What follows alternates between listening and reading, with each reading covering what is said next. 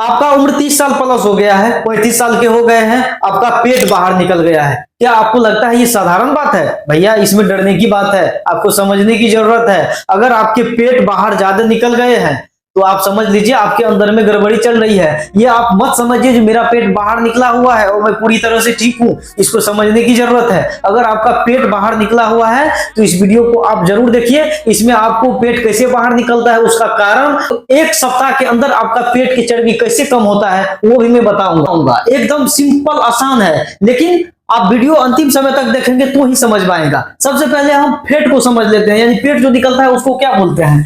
Fat. Fat यानी चर्बी। Fat मतलब होता है चर्बी। ये होता है, एक होता है सब क्यूटेनियस फैट, ये होता है बाहरी, इसको बोलते हैं बाहरी चर्बी। और दूसरा होता है विसरल फैट। विसरल फैट इसको बोलते हैं अंदर की चर्बी।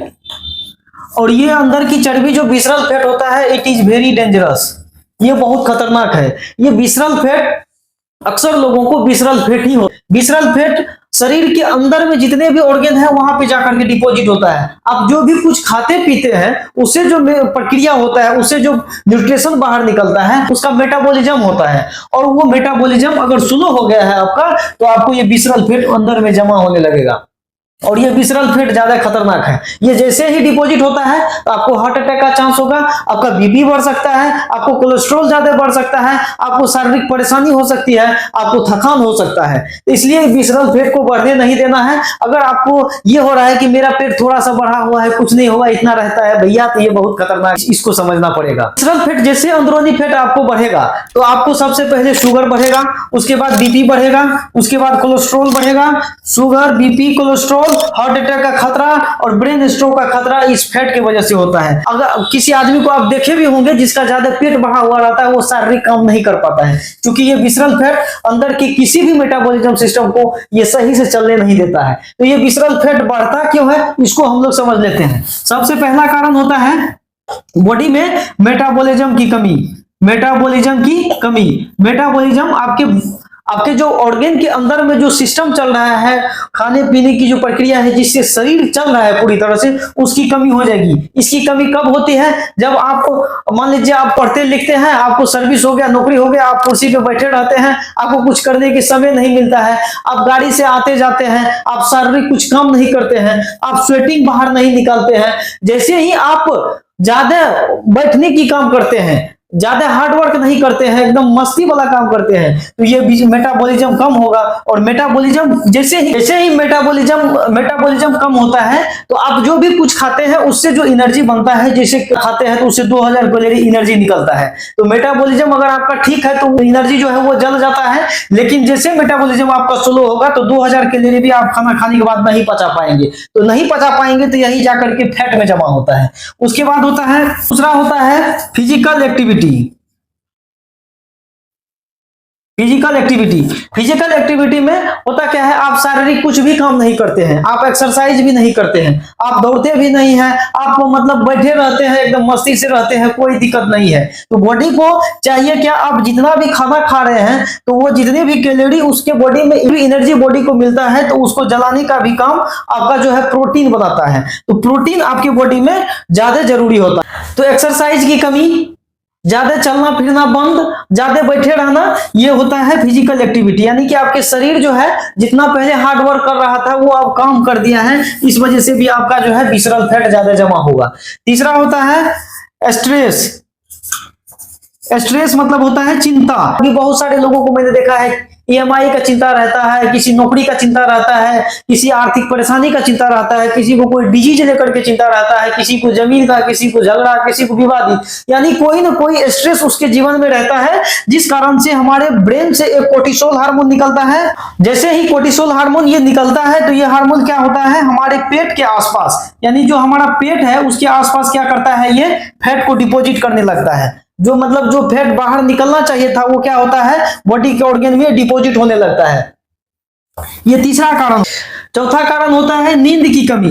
अगर नींद की कमी है आपको, आप 8 घंटा नहीं सोते हैं, नींद की कमी जैसे ही होती है बॉडी का हार्मोन इनबैलेंस हो जाएगा, आपको भूख ज्यादा लगेगी, आप ज्यादा खाना खाएंगे तो ज्यादा फैट डिपॉजिट होगा, और यही होता है नींद की कमी के कारण बॉडी का हार्मोनल इनबैलेंस होता है। पांचवा होता है ज्यादा शुगर और रिफाइनरी फूड जो खाता है, जैसे मैदा हो गया, आटा हो गया, मिठाई हो गया, कोल्ड ड्रिंक हो गया, आटा हो गया, ईटीसी एवं जितने भी जंक फूड है उससे क्या होता है, विसरल फैट बनता है। विसरल फैट वेरी डेंजरस, इसलिए इसको बढ़ने नहीं देना है, अपने खान पान के स्टाइल को कंट्रोल करके रखना है। छठा होता है पुरुषों में टेस्टोस्टेरोन की कमी। टेस्टोस्टेरोन जैसे ही कम होगा तो आपका मसल्स कम होने लगेगा, मसल्स जैसे ही कम बनेगा तो फैट जो है डिपॉजिट ज्यादा होना शुरू हो जाएगा। तो मसल्स कम होगा तो मसल्स ज्यादा वर्क नहीं करेगा तो फैट बॉडी के अंदर में जमा होगा।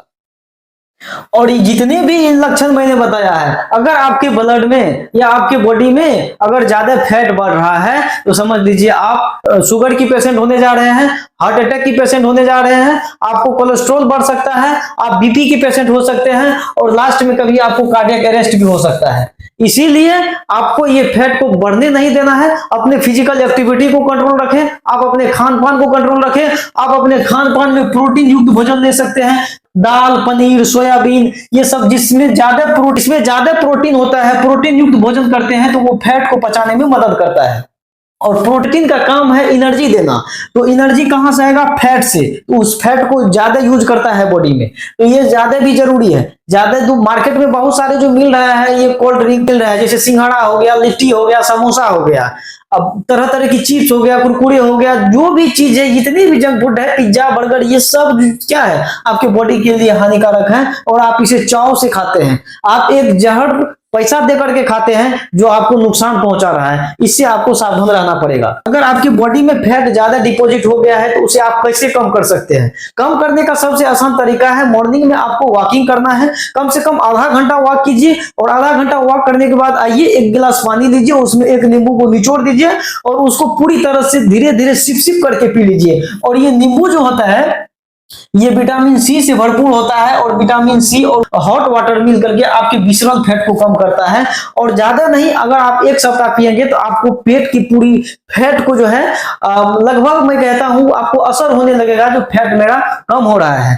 तो बॉडी की एक्टिविटी आपको जरूरी है, एक्टिविटी जरूरी है। विसरल फैट जिसको आप ज्यादा फैट ज्यादा निकल रहा है ना, तो समझ लिए वो आप बीमारी मोल रहा है। अगर आप अभी फैट को कंट्रोल करेंगे, ज्यादा चर्बी को नहीं लिखने देंगे, तो मैं गारंटी देता हूं आप 50 की उम्र में भी आप पूरा एकदम नौजवान देखेंगे, 50 की उम्र में भी आप फिट देखेंगे, आपको लगेगा कि एकदम नया नौजवान है, एकदम बैचलर है, 18-19 साल के आप लड़का है। तो किया विसरल फैट को जमा नहीं होने दीजिए। अभी अक्सर लोगों को मैंने देखा है पेट बहुत बढ़ा लिया है, क्या है उसमें कुछ फोकस नहीं करता है। पेट बढ़ाना इससे कुछ साल पहले एक अमीर लोगों की निशानी थी। पहले के बुजुर्ग सब कहा करते थे जिसका पेट ज्यादा बढ़ा हुआ है वो अमीर हुआ करता है, इसलिए कि वो कुछ भी नहीं करता है, शारीरिक काम भी वो अपने खेत में मजदूर से करवाता था और बैठे बैठे खाता था, इसीलिए उसको फैट ज्यादा हो गया है। आप ज्यादा चावल खाएंगे उससे भी फैट बढ़ेगा, आप ज्यादा रोटी खाएंगे उससे भी फैट बढ़ेगा, तो इस सबको भी आपको कंट्रोल रखना है।